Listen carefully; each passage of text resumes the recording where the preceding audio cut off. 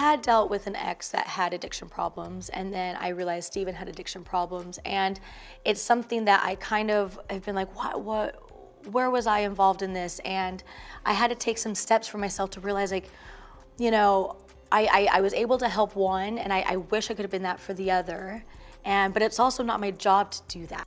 An addict? You know good and well that man wasn't no addict. All this to sell a book? Huh? Sorry. Hey.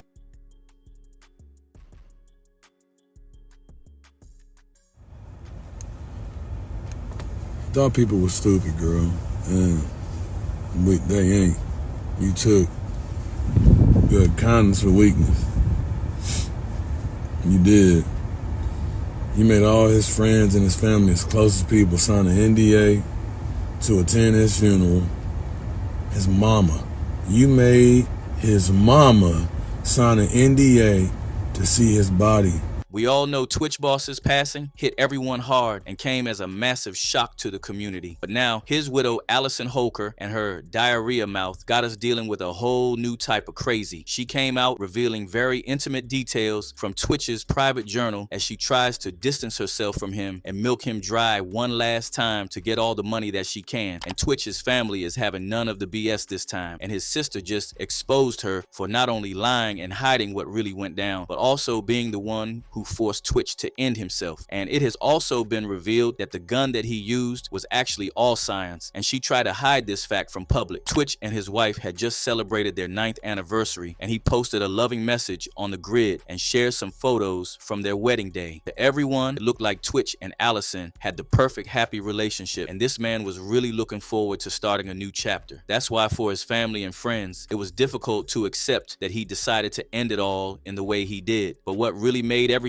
worse was how funny Allison was moving after he passed and the tension between her and the Boss family. Allison was on every show, every red carpet, and doing every interview that she could. She talked about how she didn't know that her husband of 9 years, who was supposed to be her best friend, was struggling with his demons, and that no one could have ever seen this coming. And it was very alarming to me to learn that there was so much happening that I had no clue. So it was a really scary moment in my life to figure that out, but it also helped me process that he was going through so much. Also, the day he passed away, and her story was just super weird. According to the official report, as soon as she noticed that Twitch was not home, Allison went to LAPD instead of calling them like she already knew something bad had happened. Becky was always going to make a retreat back to the white side, and it was no surprise when she popped out last year with a new boyfriend, tech CEO Adams Edmonds. But what really made folks giving her the side eye is because Adams is Allison's second boyfriend after Twitch's passing. A year after he passed, Becky had already moved on to former NFL linebacker Emmanuel Acho, one of Twitch's friends. Twitch's family wasn't too happy to find out what she was doing while their brother was barely cold, but they kept the peace for the sake of the kids. But with what Allison just did, all bets are off. Allison hit us with a new interview, spilling details from Twitch's journal that he wanted nobody to know about. She exposed him having a serious sus beatings problem, talking about how she found various stuff in his shoeboxes. She described it in a way that made it seem like Twitch was a junkie. But what kind of addict could he have been when his autopsy report showed that he was clean at the time he passed? She also talked about Twitch being taken advantage when he was a young boy and said that it contributed to the mental health issues he had as an adult. And he was hiding so much, and there must have been a lot of shame in that. And he was wrestling with a lot inside himself, and he was trying to self-medicate and cope with all those feelings because he didn't want to put it on anyone. Because he loved everyone so much. He didn't want other people to take on his pain. But it was very alarming and scary to find those things and have never known. If this is the Becky he chose to protect his legacy, and she's out here exposing secrets and details that are better left unsaid, it just shows you how little she truly values Twitch's memory. It's giving major clout chasing vibes, and folks are not liking the fact that she's trying to milk Twitch's demons just to chase a bag and get people to buy her new book. And let me tell y'all, his friends and family aren't feeling his. His cousin immediately took to Twitter and dragged Allison out by the hair. Yeah, about an NDA. This crazy woman made me and his actual family, including his mom, sign an NDA just to even attend the funeral. She's been trying to tarnish his legacy and refuses to let the Boss family see the children, only to exploit and lie on my cousin. Hell no. Word is that the Boss family had no idea that they were going to have to sign an NDA until they arrived for the funeral. As soon as they walked in, Allison handed it out to them and flat out told them that they weren't allowed to stay or even see the body until they put pen to paper. She told them that she was doing this to protect Twitch and to preserve his memory, only to turn around and sell that memory to People magazine for a quick buck. And one of Twitch's friends, Courtney Ann, also slammed Allison for choosing to reveal sensitive details about her late husband's life. This is by far the most tacky, classless, opportunistic act I have ever seen in my entire life. We all had to sign some weird NDA to attend his funeral, even his own mother, who you've treated like garbage this entire time. And let's just remember, you wouldn't have even had a husband if it wasn't for her. Not to share anything or ruin his name as if that was on anyone's mind in the first place. And here you go and write a book with all the dirty laundry, smearing his name and attempting to dim the bright, loyal, loving light that was your husband, my friend. Whether any of it is true or not is actually beside the point. This is how you protect the Boss name you so quickly dropped on your social media platforms 48 hours after he passed. His legacy. This is how you protect his children from any further humiliation, hurt, and despair. This is what you want them to remember about him. You have moved on. You're living your life. You're on every carpet you can get on, every celebrity role you can sit in, every magazine you can be, and you needed to do this. Get a journal, a therapist, a friend, but publishing a book shamelessly sharing the pages of your husband's journal. People magazine, what a joke. Yes, he took his own life, which is a fact all of us still can't fathom, and he was clearly having mental health issues, hurting so deeply, and this is your example of empathy, of your love. This smear campaign for a buck is absolutely not what he would have ever wanted, no matter how bad he was hurting, not for second. You're a living, breathing bulldozer. Stick to your own demons. Shame on you, Allison. Shame on your money-hungry team. Let my friend rest in peace, not your PR. Fans are going wild on Allison and calling her out for disrespecting a man who isn't here right now to defend himself. If he chose to leave the world the way he did, it wasn't hard to know that he had some heavy demons weighing him down, and some things are better left unsaid. Yet Allison felt the need to defend herself, and she released a statement saying, "To fans of Steven and our family friends, I want to be clear that my only intention in writing the book is to share my own story as well as part of my life with Steven to help other people. Just like you, I never really knew what happened, and even as I am trying to put the pieces together, I will never really know. If you decide to read the book, hopefully you'll see my intention is to celebrate love and life I share with Steven and our 3 beautiful children, and also more complex aspects of both of our lives. I hope that by sharing our full story, maybe I can help someone else who might see themselves or a loved one in Steven. In sharing, I hope that maybe they can catch the red flags that I missed before it's too late. I don't know about y'all, but if she wasn't close enough to Twitch for him to tell her that part of his life, then it wasn't her story to tell. Seeing Allison try to defend herself while she was acting a hypocrite, doing the exact thing she told the Boss family she didn't want them to do, really set them off. And it was what one of the witch's friends, Manny Cross, said that really exposed the kind of person Allison was and why Twitch took that drastic step. Dear Allison, you have lied for the last time on my brother. He was absolutely no addict. You will say and do anything for $1. An addict, you are the one that was messing with the coke, Molly, and X. I have all the proof. Play with somebody safe. Country boy right here.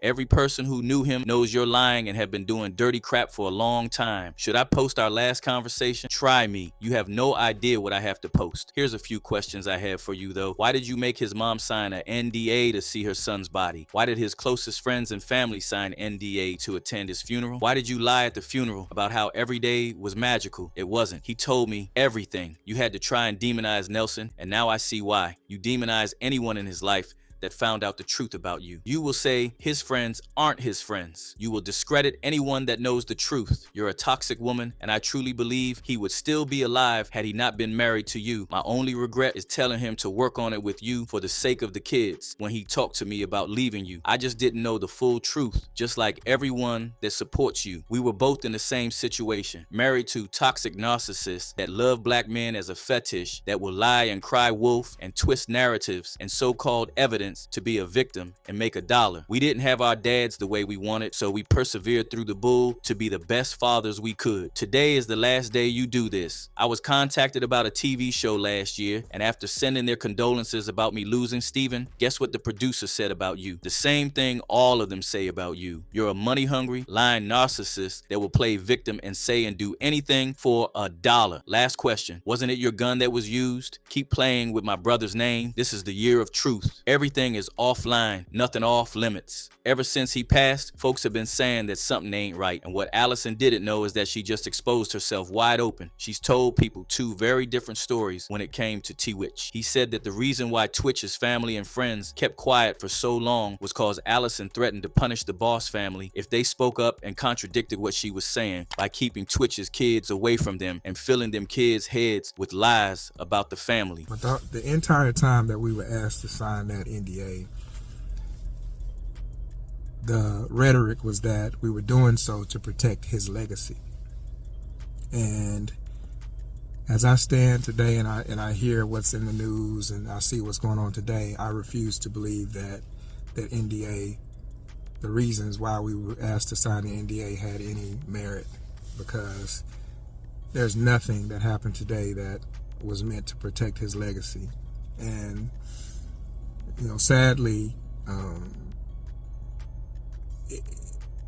it's just a time where we're having to peel back the layers and see just a tidbit of what Steven had to endure.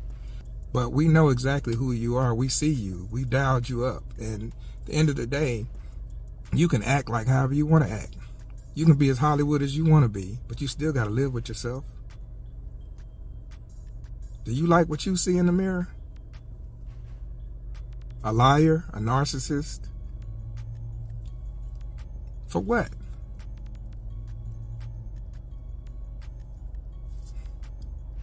You leverage Steven's death to elevate yourself. Now, his family is revealing that even though she didn't pull the trigger, she did have a hand in Twitch's passing. And that's why she's keeping the kids away from them, because she's afraid they might hear something that they shouldn't about how her relationship with their father really was. Twitch's best friend, Jay, also called her out on this on the grid and made a post saying, due to the recent selfish acts of a certain piece of trash human being who wants to use my best friend's memory to benefit herself and her stupid book she's selling, we will not let this self-centered troglodyte control the narrative and try to do anything other than shine light and love on his memory. Allison and tWitch might have been coming up around the same time, but he truly took over and became a much bigger star. She wouldn't have been popular without him, and word is that Allison was trying to do her own thing for a while and be known as something other than Twitch's wife. When she saw that things weren't working out that way, the couple drew distant. Allison began to threaten to divorce him and take everything away from him, and that might have pushed Twitch over the edge. Allison thought releasing this book was going to bring her back to the limelight and show everyone that Twitch put her through a lot and she now deserves happiness and finally get some fame. But the truth is, her interview with people in her book all show that she's angry at him and trying to take it all out on his family and those left behind who truly care about him. But folks are letting her know that this move backfired big time. We have been saying from day one that Steven Twitch Boss death was forced on him, and this foolish woman went on a podcast and tried to destroy his legacy. What did you do to him? What's done in the dark will come to the light. Outing your husband's deepest, darkest secrets to the public after his suicide so you can sell a book is nasty work. And the last one, I actually wish Allison Holker no peace in life. Unfollowed her a while ago when she started doing press tours about her husband's death. It seemed like she was just doing it for money, and now outing his addictions to the world and treating his family terribly. Nasty work. Do you guys think she was right for sharing Twitch's weaknesses with the world, or should we just face front and mind our business? Share your thoughts in the comments and make sure you watch this next video.